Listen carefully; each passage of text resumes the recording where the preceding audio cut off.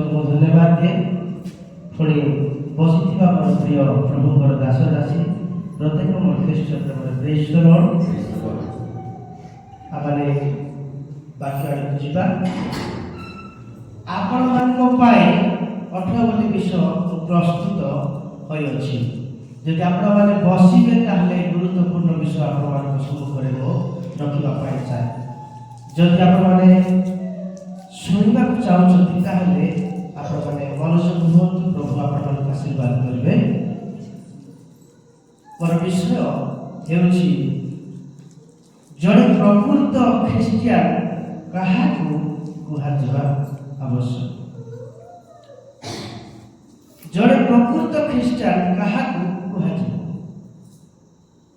ଜଣେ ପ୍ରକୃତ ଖ୍ରୀଷ୍ଟିଆନ ପାଖରେ ବା ତାଙ୍କଠାରେ କେତେକ ଚରିତ୍ର ଦେଖାଯାଏ, ତେବେ ଯାଇ ଆମେ କହିପାରିବା ଯେ ଆମେ ଜଣେ ଖ୍ରୀଷ୍ଟିଆନ ଲୋକ। ଯଦି ତାଙ୍କ ପାଖରେ ଚରିତ୍ର ଏବଂ ପ୍ରଭୁଙ୍କର ବିଷୟ ଯଦି ଅଛି ତେବେ ଯାଇ ସେ ଜଣାପଡ଼ିବ ଜଣେ ଖ୍ରୀଷ୍ଟୀୟ ଲୋକ। ଏପର୍ଯ୍ୟନ୍ତ ଡିପ୍କୁ ଯାଏ ନାହିଁ, ଯିବି ବର୍ତ୍ତମାନ। ତ ଆପଣମାନେ ସୁସ୍ଥିର ହୁଅନ୍ତୁ। ବାଇବଲ ପଢ଼ିଲା ସମୟରେ ମାଉ ଧରି ପଢ଼ନ୍ତୁ ଯେମିତିକି ସମସ୍ତେ ଶୁଣିପାରିବେ। ସେଇ ଖ୍ରୀଷ୍ଟିଆନ ଲୋକ ଈଶ୍ୱରଙ୍କର ଅନୁଗମନ କରୁଥିବା ଆବଶ୍ୟକ। ବୁଝିବା ପାଇଁ ଚେଷ୍ଟା କରନ୍ତୁ। ସେହି ବ୍ୟକ୍ତି ଖ୍ରୀଷ୍ଟଙ୍କ ଅନୁଗମନ କରୁଥିବା ଆବଶ୍ୟକ, ଯାହାଙ୍କ ଜୀବନରେ ଖ୍ରୀଷ୍ଟ ହିଁ ସର୍ବେସର୍ବା ଅଟନ୍ତି। ଯିଏ ଜୀବନରେ ଖ୍ରୀଷ୍ଟଙ୍କୁ ଉଚ୍ଚୀକୃତ ଭାବେ ଗ୍ରହଣ କରିବା ଦରକାର। ଆଉ ତାଙ୍କ ଜୀବନରେ ଖ୍ରାଇଷ୍ଟ ଇନ୍ ୱାନ୍ ଅର୍ଥ ତାଙ୍କ ଜୀବନ ଖ୍ରୀଷ୍ଟ ସର୍ବେସର୍ବା ହେବା ଆବଶ୍ୟକ। ଯୋହନ ପୁସ୍ତକ 3:30 ତାହାକୁ ଅବଶ୍ୟ ବୃଦ୍ଧି ପାଇବାକୁ ହେବ, କିନ୍ତୁ ମତେ ହ୍ରାସ ହେବାକୁ ହେବ। ଏଠାରେ ଯୋହନ କହୁଛନ୍ତି ଯେ ମୁଁ କ'ଣ ହେବି? ଡାଉନ ହେବି। ଆଉ ପ୍ରଭୁ ଯୀଶୁ ଖ୍ରୀଷ୍ଟଙ୍କୁ ଉନ୍ନତ କରିବା ବିଷୟରେ ଯୋହନଙ୍କ ଠାରୁ ଆମେ ଶିକ୍ଷା ଗ୍ରହଣ କରୁଛୁ ବା ଶିକ୍ଷା ପାଉଛୁ। ଯୋହନ କହନ୍ତି ଯେ ପରମେଶ୍ୱର ସର୍ବେ ସର୍ବା।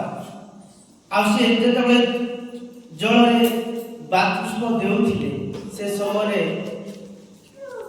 ସେ ଗୋଟେ କଥା କହିଲେ ଯେ ମୋ ତାରେ ଆଉ ଜଣେ ଆସୁଛନ୍ତି। ପ୍ରେଜ ଦ ଲର୍ଡ। ତ 2 ନମ୍ବର ପଏଣ୍ଟକୁ ଆସିବି।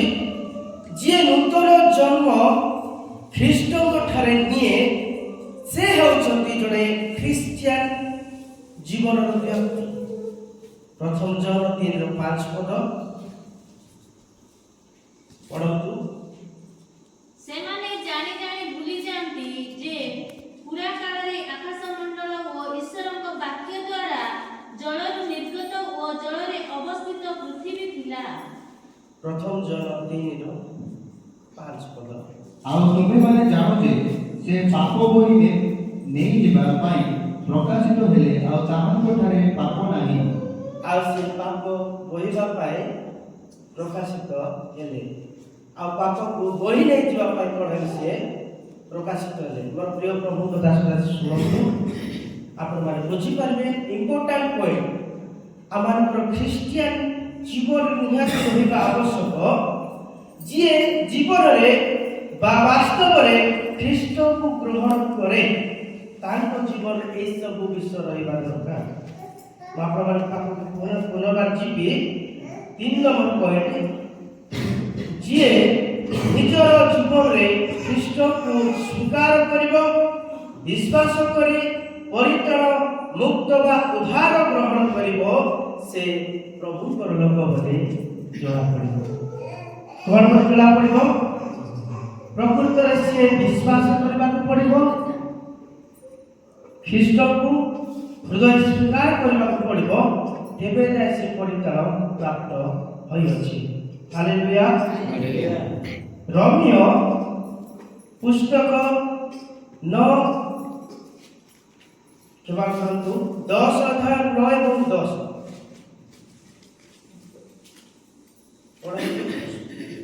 ଯେଣୁ ତୁମ୍ଭେ ଯଦି ମୁଖରେ ଯୀଶୁଙ୍କୁ ପ୍ରଭୁ ବୋଲି ସ୍ୱୀକାର କରିବ ଯେଣୁ ଜଣେ ଯଦି ମୁଖରେ ପ୍ରଭୁ ବୋଲି ସ୍ୱୀକାର କରିବ ଆଉ ଈଶ୍ୱର ତାହାଙ୍କୁ ମୃତମାନଙ୍କ ମଧ୍ୟରୁ ଉଠାଇଅଛନ୍ତି ବୋଲି ହୃଦୟରେ ବିଶ୍ୱାସ କରିବ ଆଉ ଈଶ୍ୱର ସେମାନଙ୍କୁ ମୃତମାନଙ୍କ ମଧ୍ୟରୁ କ'ଣ କରିବେ ଉଠାଇ ଅଛନ୍ତି ତେବେ ପରିତ୍ରାଣ ପ୍ରାପ୍ତ ହେବ।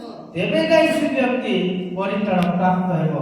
ହୃଦୟରେ ସ୍ୱୀକାର କରିବାକୁ ପଡ଼ିବ ଯେ ମୁଁ କାହା ଦ୍ୱାରା ଆଉ ପରିତ୍ରାଣ ପାଇଅଛି।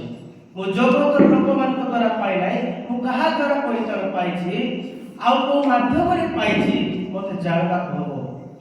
ମୁଁ ନିଜେ ରିଲାଇଜ୍ କରିବାକୁ ହେବ ଯେ ମୁଁ କେଉଁ ମାଧ୍ୟମରେ ପରିତ୍ରାଣ ପାଇଛି।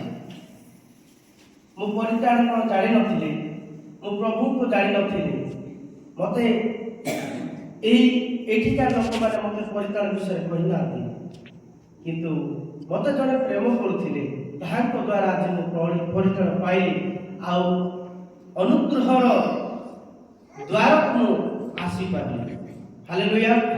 ତେଣୁ ପରିତ୍ରାଣ କାହା ଦ୍ୱାରା ପାଉଛୁ ତାର ନାମ ମଧ୍ୟ ନେବାକୁ ଆମେ ପଡ଼ିବ। ବେଳେବେଳେ ଆମେ ଲଜ୍ଜିତ ହେଇଥାଉ, ତାଙ୍କ ଦ୍ୱାରା ପାଇଲି କି ତା ଦ୍ୱାରା ପାଇଲି ବୋଲି ଆମେ କହିବା ଦରକାର ଯେ ମୁଁ କାହା ଦ୍ୱାରା ପରିତ୍ରାଣ ପାଇଲି। ମୁଁ ପାଷ୍ଟର କାଙ୍କ ଦ୍ୱାରା ପରିତ୍ରାଣ, ପାଷ୍ଟର ପ୍ରଦୀପ ସାର୍ଙ୍କ ଦ୍ୱାରା ପରିତ୍ରାଣ ରାସ୍ତାକୁ ମୁଁ ଆସିପାରିଲି। ଅନେକ ବିଷୟ ମୋତେ ସେମାନେ ଶିଖାନ୍ତି, ଅନେକ ଅନୁଯୋଗ କରିଛନ୍ତି, ନହେଲେ ମୁଁ ଏଇ ଜାଗାକୁ ପହଞ୍ଚିନଥାନ୍ତି। ସେମାନଙ୍କ ଯୋଗୁଁ ମୁଁ ଏ ଜାଗାକୁ ପହଞ୍ଚିଛି। ତ ମୋ ଖ୍ରୀଷ୍ଟର ପ୍ରିୟ ବିଶ୍ୱାସିନୀମାନେ ମୁଁ ଆପଣମାନଙ୍କୁ ଅନୁରୋଧ କରେ, ଜଣେ ପ୍ରକୃତ ଖ୍ରୀଷ୍ଟିଆନ କାହାକୁ କୁହାଯିବ?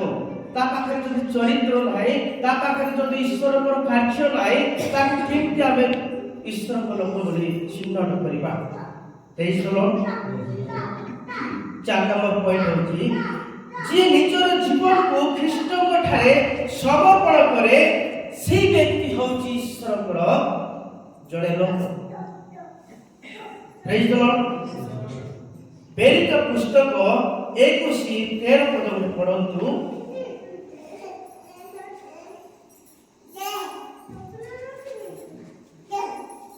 ପଢ଼ନ୍ତୁ ଆଇଲେ କି ପ୍ରେରିତ ପୁସ୍ତକ 21:13 ପଦ।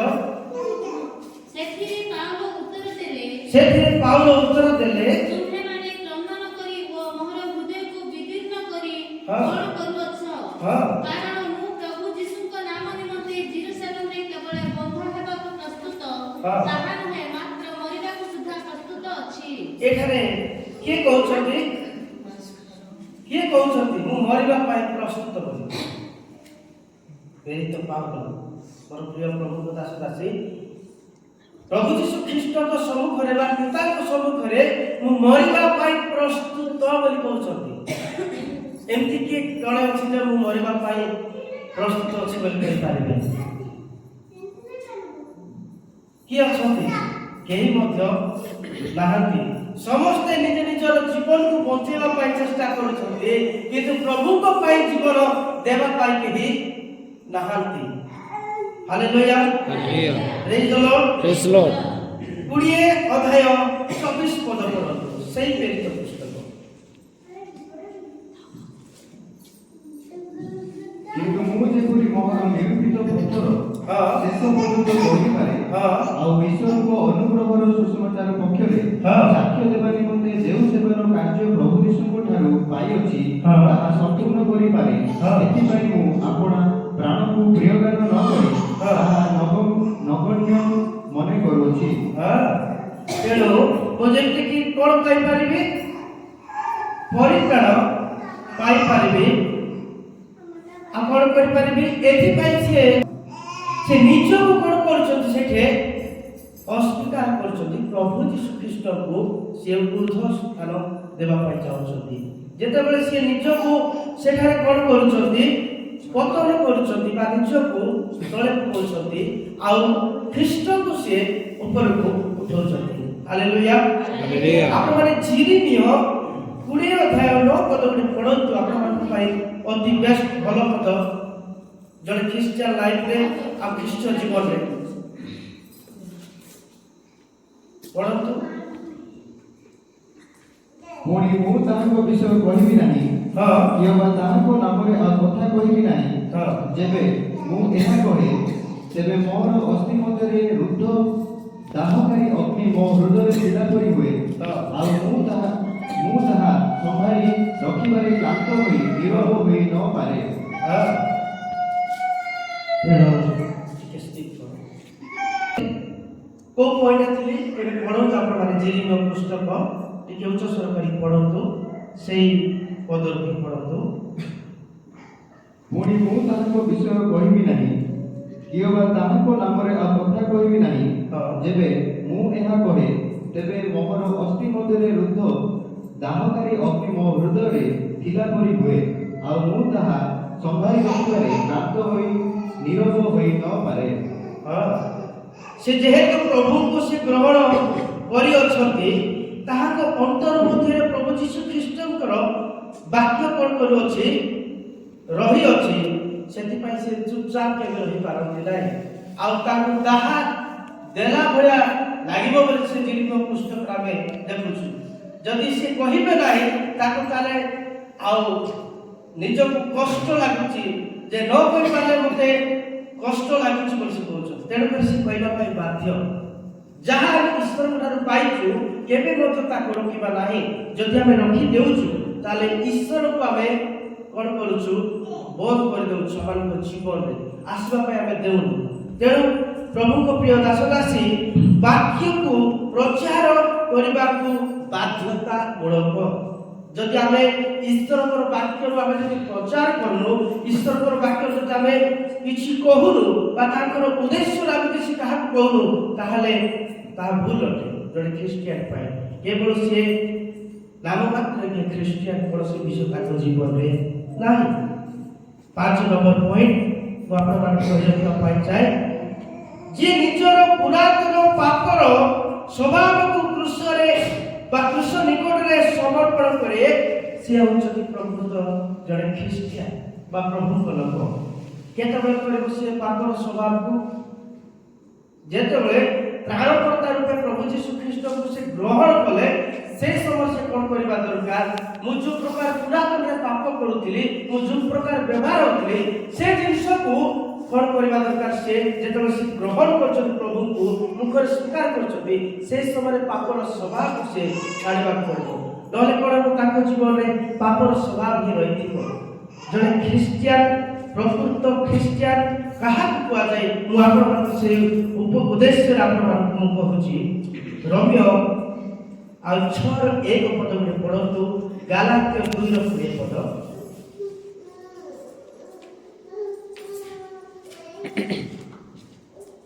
तेबे आम्हे माने कोन करिबा अनुग्रह जेपरि प्रचुर हुए सेति पई कि पापरे रहितिबा अनुग्रह प्रचुर बोली कोन आमे कोन पापरे रहितिबा सब बेले प्रभु को अनुग्रह जदि अछि अनुग्रह डेफिनेशन में आपण को कहि रखबा चाहे आमे जहा पाइबा को योग्य नथिलु आमे पाइला परे अनुग्रह रो संख्या को आमे अन्य मान को मध्य रे मध्य रखिबा को पड़िबो जे हम ख्रिस्ट को कोन कलु ग्रहण कलु ख्रिस्ट को विश्व को आमे कोन कलु निज जीवन को आनिलु ख्रिस्ट जेंति हमर हृदय अछंती ताहा अन्य मान को जीवन को मध्य हमें देवा दरकार बा प्रवेश करैबा दरकार जेतु प्रभु यीशु ख्रिस्ट समग्र जगत पाई आसीथिले एमती नाही जे खाली मो पाई आसीथिले मु गुप्त भाबे रखि देबी ताहा नुहे मु अन्य मान को मध्य जणैबा दरकार खाली सीमित ही रहि जिबा किछि आवश्यक नाही आमे प्रभु को गौरव करबा दरकार अनेक लोक आज मध्य प्रभु को जाननाती सेही आ सोमिष्ट आमे अन्य मान को मध्य देबा दरकार गालात्य 2:20 मु ख्रिस्ट को सहित क्रूसरे खत्म होई अछि हां मु आउ जीवित नहुई मात्र ख्रिस्ट मोर ठारे जीवित अछंती मु ख्रिस्ट को सहित क्रूसरे खत होई अछि एई कथा प्रेरित पाउल कहउछते मु आ जीवित नाही मोर ठारे के जीवित अछंती मोर प्रिय प्रभु को दासदासी की अछंती मोर ठारे जीवित ଖ୍ରୀଷ୍ଟ ତ ମୁଁ ବଡ଼ ବଡ଼ ହବାର କିଛି ଆବଶ୍ୟକ ନାହିଁ କି ମୁଁ ନିଜକୁ ଆଉ ବଡ଼ ବିଷୟ ଦେଖେଇବାର କିଛି ଆବଶ୍ୟକ ନାହିଁ। ମୋ ଠାରେ କିଏ ବାସ କରୁଛନ୍ତି? ସେଥିପାଇଁ ମୁଁ ଆପଣମାନଙ୍କୁ ୟା ପୂର୍ବରୁ କହୁଥିଲି ଯେ ଯେତେବେଳେ ଆମେ ପାପର ସ୍ୱଭାବ ଛାଡୁଛୁ ସେତେବେଳେ ଖ୍ରୀଷ୍ଟଙ୍କ ସ୍ୱଭାବକୁ ଆମେ ଆଣିବାକୁ ପଡ଼ିବ।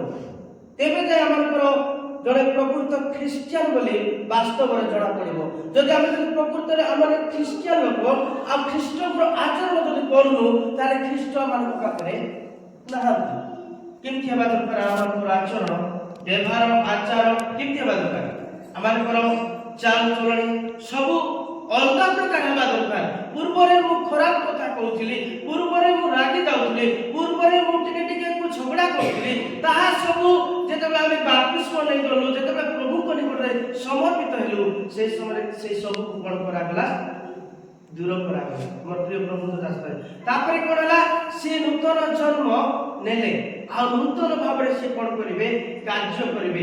ଆଜିଠାରୁ ମୁଁ ପ୍ରଭୁଙ୍କ ଠାରେ ନିଜକୁ ସମର୍ପଣ କରିବି ଆଉ ସମର୍ପିତ ଜୀବନ କାଟିବି। ଏହା ତାଙ୍କ ଜୀବନ ହେବା ଦରକାର। ହାଲେଲୁୟା। 6 ନମ୍ବର ପଏଣ୍ଟ, ଯେ ନିଜର ଜୀବନରେ ଖ୍ରୀଷ୍ଟଙ୍କୁ କେନ୍ଦ୍ରବିନ୍ଦୁ କରେ। କ'ଣ କରେ? ନିଜର ଜୀବନକୁ ବା ନିଜର ଜୀବନରେ ପ୍ରଭୁ ଯୀଶୁ ଖ୍ରୀଷ୍ଟଙ୍କୁ କେନ୍ଦ୍ରବିନ୍ଦୁ କରିବ, ତେବେ ଯାଏ ଜଣେ ଖ୍ରୀଷ୍ଟଙ୍କର ଲୋକ ବୋଲି ସିଏ ଜଣା ପଡ଼ିବ। 7 ନମ୍ବର, ଯେ ନିଜର ଜୀବନରେ ଈଶ୍ୱରଙ୍କ ବାକ୍ୟକୁ ପ୍ରାଧାନ୍ୟତା ଦିଏ ଏବଂ ପାଳନ କରେ, ତେବେ ଯାଏ ସେ ଖ୍ରୀଷ୍ଟଙ୍କ ଲୋକ ବୋଲି ଜଣା ପଡ଼ିବ। 8 ନମ୍ବର ପଏଣ୍ଟ, ଯିଏ ପ୍ରାର୍ଥନାରେ ଜୀବନ କାଟେ ସେ ସେତେବେଳେ ଜଣା ପଡ଼ିବ ଯେ ପ୍ରଭୁଙ୍କ ଲୋକ। ଯିଏ ସହଭାଗିତାରେ ଖ୍ରୀଷ୍ଟଙ୍କ ଶରୀରରେ ସହଭାଗୀ ହୁଏ ସେତେବେଳେ ଜଣେ ଖ୍ରୀଷ୍ଟଙ୍କ ଲୋକ ବୋଲି ସିଏ ଜଣା ପଡ଼ିବ। ମୁଁ କହି ରଖିବାକୁ ଚାହେଁ, ପରମେଶ୍ୱର ଆମମାନଙ୍କୁ ପରିବର୍ତ୍ତନ ହେବା ପାଇଁ ଦେଉଛନ୍ତି। ତେଣୁ ଆମକୁ ପରିବର୍ତ୍ତନ ହେବା, ଆମେ ଖ୍ରୀଷ୍ଟଙ୍କ ଲୋକ କେମିତି ହେବା ନିଜକୁ ପଚାରିବା। ଆମେ କ'ଣ କରିବା ଦରକାର? ପରମେଶ୍ୱର ଆମ ପାଇଁ କ'ଣ କ'ଣ ସବୁ କରିଛନ୍ତି, ଆମମାନଙ୍କ ପାଇଁ କେତେ ଦୁଃଖ ଭୋଗ କରିଛନ୍ତି, ଆମେ ନିହାତି ଜାଣିବା ଦରକାର। 9 ନମ୍ବର ପଏଣ୍ଟ, ଯିଏ ପରିତ୍ରାଣର ମାର୍ଗରେ ସବୁବେଳେ ଗମନ କରେ ସେ ହେଉଛନ୍ତି ଖ୍ରୀଷ୍ଟଙ୍କ ଲୋକ। 12 ନମ୍ବର, ଯିଏ ଦୁଃଖ ସମୟରେ ସମସ୍ୟା ସମୟ ମଧ୍ୟ ଦେଇକି ଖ୍ରୀଷ୍ଟଙ୍କୁ କ୍ରୁଶରେ ବା କ୍ରୁଶର ଲକ୍ଷଣକୁ ଦେଖେ ସେ ସେହି ସମୟରେ ପ୍ରଭୁଙ୍କ ଲୋକ ବୋଲି ଜଣା ପଡ଼ିବ। ଆପଣମାନେ ଗାଲାତ୍ୟ 4:14 ଲେଖିଥାନ୍ତୁ, ଫିଲିପିଓ 3:10-14 ଯାଇ ଲେଖିଥାନ୍ତୁ। 12 ନମ୍ବର ପଏଣ୍ଟ ହେଉଛି, ଯିଏ ନିଜର ଜୀବନରେ ଭୁଲ ପଥରୁ ଫେରେ ଖ୍ରୀଷ୍ଟଙ୍କ ନିକଟକୁ ଆସେ, ତେବେ ଯାଏ ସେ ଜଣେ ଖ୍ରୀଷ୍ଟ ବିଶ୍ୱାସ ବୋଲି କୁହାଯିବ। ଆପଣମାନେ ଲେଖିଥାନ୍ତୁ, ପ୍ରଥମ ଯୋହନ 1:9, ହିତୋପଦେଶ 28:13। 13 ନମ୍ବର ପଏଣ୍ଟ, ଯିଏ ଖ୍ରୀଷ୍ଟଙ୍କ ଠାରେ ସାକ୍ଷୀ ହୁଏ। ସବୁବେଳେ ସାକ୍ଷୀ ହେବାକୁ ପଡ଼ିବ। ଆମେ ବେଳେବେଳେ ଭୟ କରିଥାଉ ସାକ୍ଷୀ ହେବା ପାଇଁ, ଖ୍ରୀଷ୍ଟଙ୍କ ନାମ ନେବା ପାଇଁ ଭୟ କରିଥାଉ, ସବୁବେଳେ ସେ ଠିଆ ହେବାକୁ ପଡ଼ିବ। ତେବେ ଯାଏ ପ୍ରଭୁ ତାଙ୍କ ଜୀବନରେ କାର୍ଯ୍ୟ କରିବେ।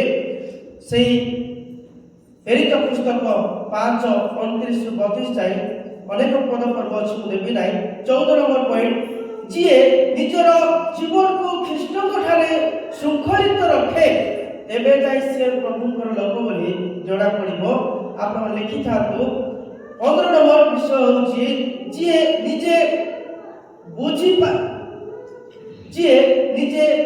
ବୁଝିପାରିବ ଯେ ମୋହର ପାପ ଖ୍ରୀଷ୍ଟଙ୍କ ରକ୍ତରେ କ୍ଷମା କରାଯାଇଅଛି, ଏହା ପ୍ରଭୁଙ୍କ ଠାରେ ସେ ଜଣା ପଡ଼ିବ। 16 ନମ୍ବର ପଏଣ୍ଟ ହେଉଛି, ଯିଏ ନିଜ ଜୀବନରେ ଖ୍ରୀଷ୍ଟଙ୍କର ଆଚରଣକୁ ପ୍ରକାଶ କରେ ସେ ସେତେବେଳେ ଜଣା ପଡ଼ିବ। ପ୍ରଥମ ଯୋହନ 2:6।